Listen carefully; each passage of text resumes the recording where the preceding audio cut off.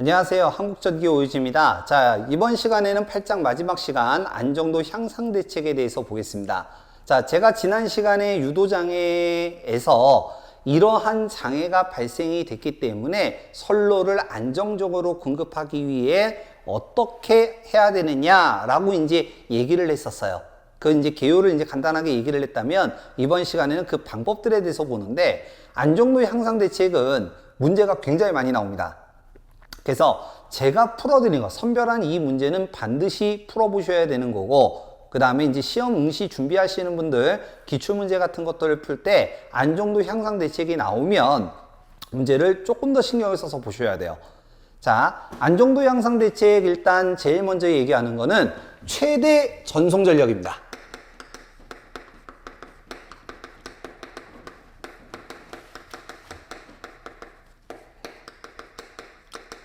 자, 말 그대로 최대로 전력을 갖다가 공급하기 위해서 어떤 식을 가지고 쓰느냐, 그리고 어떠한 내용들이 있느냐를 가지고 얘기를 하는데, 자, 먼저 식으로는 이렇게 써요.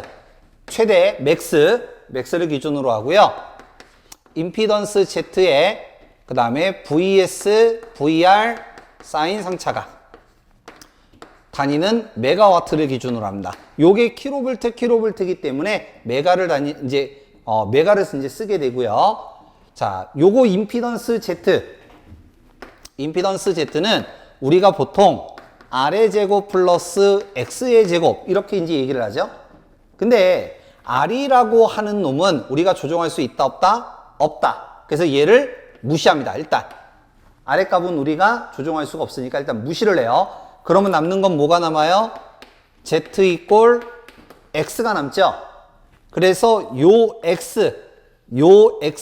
자리에 들어가는 거죠. 요 놈을 뭐라고 부르냐? 같은 말로 직렬 리액턴스라고 부릅니다. 요게 직렬일 때 임피던스 계산하는 식이잖아요. 그래서 직렬 리액턴스라고 이제 부르고요. 같은 말로 전달 리액턴스라고도 불러요. 전달 리액턴스. 선로가 멀어지면 멀어질수록 저항값은 증가하겠죠. 그러면 저항값이 증가하게 되면 요 놈의 값이 증가하게 되면 최대 전력은 어떻게 돼요? 감소하게 되죠. 따라서 직렬 리액턴스는 작을수록 좋다.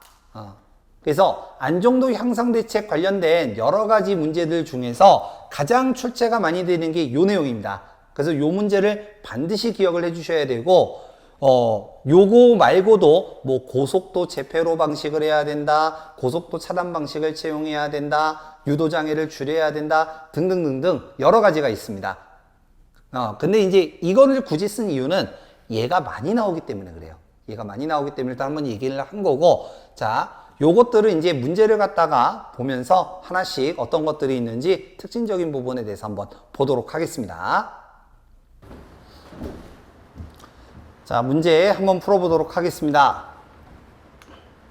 1번 송전선로의 송전난 전압을 ES, 수전난 전압을 ER, 그 다음에 위상차를 델타, 그 다음에 리액턴스를 X라고 한다면 선로 저항 R을 얘기하는 거죠. 무시할 때 송전전력 P는 어떤 식으로 표시가 되느냐. 자, 최대 전달 전력을 얘기하는 거고, 다시 한번 얘기를 한번 해보자면 최대 전력은 임피던스 Z, VS, VR, 사인 상차각, 단위는 메가와트 이렇게 얘기한다라고 했죠. 이제 VS, ES 송전난 전압 되겠고요. ER 수전난 전압. 그 다음에 Z는 루트 R의 제곱 플러스 X제곱인데 선로 저항을 무시. 그러면 남는 건 Z 이꼴 X만 남게 되고, 우리는 이 X를 뭐라고 불렀어요? 직렬 리액턴스 또는 전달 리액턴스라고 한다. 그래서 요식 찾아라. 정답 3번. 자, 2번 갑니다. 다음과 같이 되어 있을 때 전송 전력은 어떻게 되느냐. 자, 그럼 이제 요거 계산하라는 얘기죠. 다만 리액턴스가 39.8이니까 요거 Z 대신에 X라고 쓴다는 얘기잖아요. 이렇게. 자, 그래서 숫자 들어가면 이제 끝나는 문제. 요런 것들은 한번 그냥 풀어보세요. 자, 그래서 정답 2번이 되겠고요. 자, 3번. 자, 송전 교류 송전에서 송전거리가 멀어질수록 동일전압에서 송전 가능 전력이 작아진다. 그 이유는 무엇 때문이냐? 여러 가지가 있어요. 조건은 여러 가지가 있는데 여기 보면은 뭐 어드미턴스다, 리액턴스다, 코로나 손실이다, 저항 손실이다 이렇게 되는데 기본적인 거는 최대 전력은 Z의 VS, VR 사인 상차각 이 식에서 요게 Z 이퀄 X잖아요. 요거를 우리가 요 놈을 기준으로 해서 해석한 거다 이런 얘기죠. 그러면 요 X는 L과 C가 있는데 L이 더 크죠? C보다. 그래서 선로의 유도성 리액턴스가 커지기 때문에 거리가 멀어지면 멀어질수록 저항값이 커지기 때문에 그렇다. 이 얘기가 되겠고요. 정답 2번이 되겠습니다. 자주 나오는 문제니까 좀 신경 써서 보시기 바랍니다. 자, 4번. 전력계통 안정도 향상 대책으로 옳은 것을 찾아라. 선로를 안정적으로 운영하기 위해서 맞는 것을 찾아라. 첫 번째, 전달 리액턴스를 증가시킨다. 이거 증가하면 최대 전력 떨어지죠. 그래서 틀렸고요. 3번, 전원축 원동기 조속기의 부동 시간을 크게 한다라고 했는데 조속기는 속도를 맞춰주는 기기예요. 속도를 맞춰주는 기기인데 부동 시간을 크게 한다는 얘기는 자, 이런 얘기예요. 얘는 빨리 돌고요. 얘는 천천히 돌아요. 그러면 이 두 개의 속도를 같게 만들어줘야 되는데, 이 같게 되는 속도가 크면 클수록, 그러니까 오래 걸리면 오래 걸릴수록 부동시간은 커지게 되는 거예요. 자, 빨리 맞추는 게 좋아요? 천천히 맞추는 게 좋아요? 난조 때문이라도 빨리 맞추는 게 좋겠죠? 그래서 부동시간은 크게 하는 게 아니라 작게 한다라는 거예요. 작게 한다. 그래서 틀렸고요. 사고가 발생했을 때 각 계통을 분리시키는 게 아니라 이 구간이 사고가 나면 그 구간 빨리 차단 그리고 다른 쪽에서 연결을 해주는 거예요. 이거를 뭐라고 하느냐? 연계한다 이렇게 얘기하는 거예요. 연계. 그래서 분리가 아니라 연계한다. 그리고 그렇게 갖춰져 있는 시스템을 고속도 제페로 방식이라고 부릅니다. 그래서 정답 2번이 되겠다 이런 얘기죠. 사고가 나면 그 구간 신속히 차단, 다른 쪽에서 연결. 그래서 그걸 고속도 제페로 방식이라고 부릅니다. 정답 2번 되겠고요. 자, 다음 5번. 자, 송전계통의 안정도 증진 대책으로 틀린 것을 찾아라 라고 이제 얘기했는데, 자, 직렬 리액턴스를 작게 한다. 요거 작게 하면 최대 전력은 증가하죠. 그럼 좋은 얘기고요. 두 번째, 중간 조상 방식을 채용한다. 중간 조상 방식 우리가 언제 했어요? 동기 조상기 할 때 했던 거죠. 그래서 얘도 맞고요. 세 번째, 계통을 연계한다. 맞죠? 연결해 주는 거니까. 그 다음에 네 번째, 조속계 동작을 느리게 하는 게 아니라 빨리 맞춰줘야 되는 거죠. 같은 말로 부동 시간을 작게 해야 된다. 이렇게 되는 겁니다. 정답 4번. 자, 6번. 안정도 증진 방법으로 틀린 거를 찾아라. 자, 고장시 발전기 입력, 출력, 불평형을 찾게 한다. 자, 입력값과 출력값이 작으면 이 차이가 크면 클수록 안 좋은 거고 작으면 좋은 거죠. 거의 같다라는 얘기니까. 그래서 작게 한다 맞겠고. 전압의 변동이 작대요. 좋은 거예요, 나쁜 거예요? 좋은 거죠. 그 다음에 요거 네 번째 거 볼게요.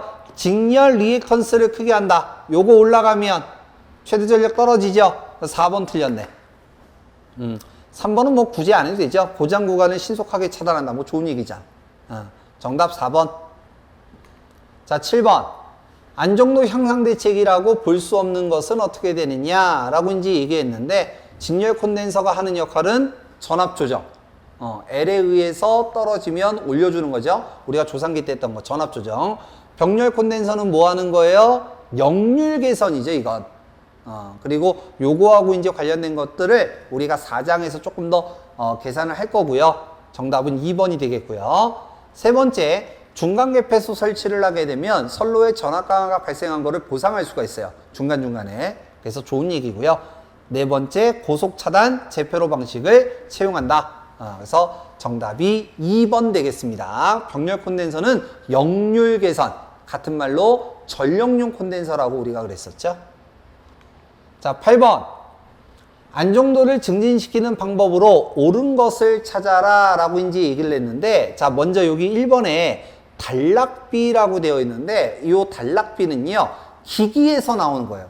원래 이 문제를 뺄까 넣을까 고민을 하다가 일단 넣기는 했는데, 단락비는 기기에서 나오는 내용이고요. 동기기라는 파트에서 단락비는 클수록 좋아요.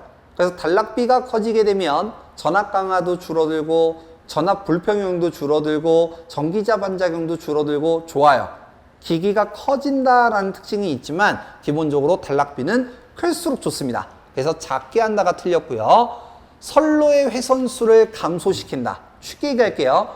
단도체가 좋아요, 복도체가 좋아요. 우리 코로나 현상 할 때 했던 거죠. 복도체를 쓰게 되면 인계전압 증가, L 감소, C 증가 이런 내용이 있었죠. 그래서 이왕이면 회선수를 감소시킨다 보다는 증가시키는 게 좋은 거겠죠. 복도체 방식을 채용한다. 자, 그 다음 전압 변동을 작게 한다. 전압의 변동은 작을수록 좋은 거죠.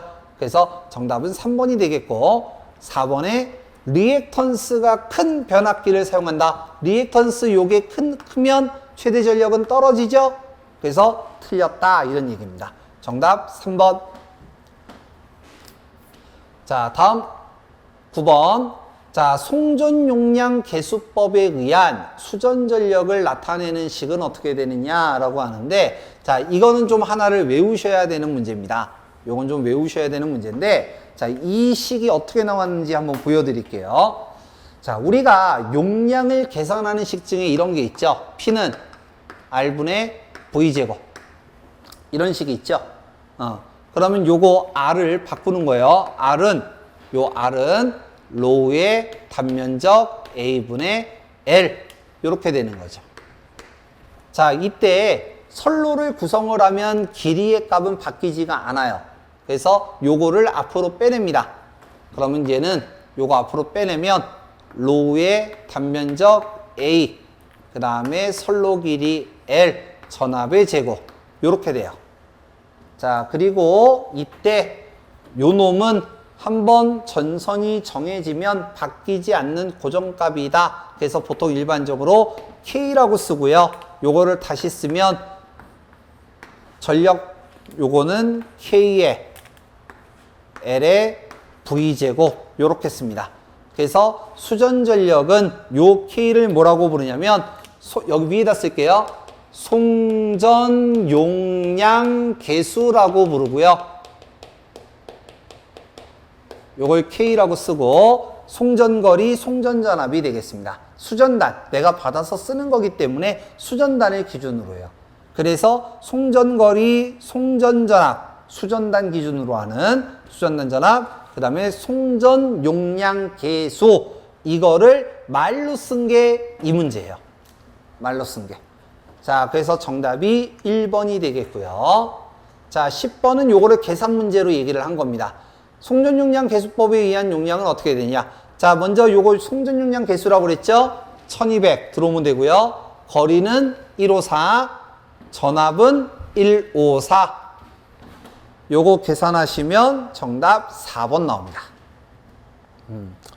자, 그래서 송전용량 계수법까지 한번 봐봤고요.